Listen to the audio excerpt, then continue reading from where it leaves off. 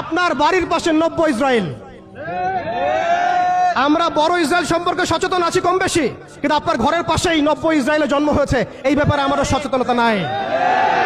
তারা সংসদ ভবনে তাদের সংসদে ফখর করে বলছে যে আমরা 6500 সৈন্য পাঠিয়েছি, আমাদের হয়ে যুদ্ধ করছে। নাউজুবিল্লাহি মিন যালিক।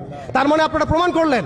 আচ্ছা বলেন, খ্রিস্টানদের সাথে না হয় তাদের সম্পর্ক আছে, তারা আহলে কিতাব, আপনাদের সাথে তাদের কি সম্পর্ক? খ্রিস্টানদের সাথে না ইহুদিদের একটা সম্পর্ক আছে, তারা আহলে কিতাব দাবি করে তারা, কিন্তু আপনাদের সাথে যারা পৌত্তলিক তাদের সাথে এই ইহুদিদের কি সম্পর্ক?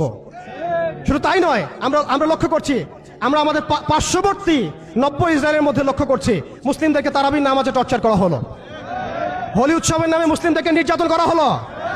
আমরা দেখলাম সেখানে গরুর মাংস বহন করার অপরাধে পিটিয়ে মুসলিমকে হত্যা করা হয়েছে। লক্ষ লক্ষ একর জমি যেগুলো আমরা ওয়াকফ করেছিলাম, সেই জমিগুলোকে রাষ্ট্রীয়ভাবে বাজেয়াপ্ত করা হয়েছে। আমি যদি একটা জমি মাদ্রাসায় দান করি, আপনার কোন এখতিয়ার আছে সেটাকে আপনি রাষ্ট্রীয় বাজেয়াপ্ত করতে পারেন? এখানে মানবতা কোথায়? এখানে গণতন্ত্র কোথায়? এখানে এই ইউনাইটেড নেশনস কোথায়? ইউরোপিয়ান ইউনিয়নগুলো কোথায়? আপনাদের এই সব তথাকথিত তন্ত্রমন্ত্রগুলো এবং তথাকথিত মতবাদগুলো একটা এজেন্ডাই বাস্তবায়ন করছে, তারা পুরো বিশ্বে শুধু দাজ্জালের শাসন কায়েম করতে চায়। এখন মুসলিম ভাইরা, সর্বশেষ কথা হচ্ছে, আমরা উদাত্তভাবে আহ্বান জানাবো, আপনি যে কোনো ধর্মের হন, যে কোনো বর্ণের হন, আপনি যে কোনো ভাষার হন, যে কোনো জাতির হন, আপনি জালেমের পক্ষ নিয়েন না, মাজলুমের পক্ষ নেন। এখানে আমরা আপনাদেরকে কটাক্ষ করতে আসি নাই, আমরা সত্য উন্মোচন করতে আসছি। আপনি জালেমের পক্ষ নিয়েন না, মাজলুমের পক্ষ নেন। আল্লাহ চান তো কোনো না কোনো দিন আল্লাহ আপনাকে হেদায়েত দিবেন ইনশাআল্লাহ। আপনি মানবতার দাবি থেকে এই জায়গায় দাঁড়ান।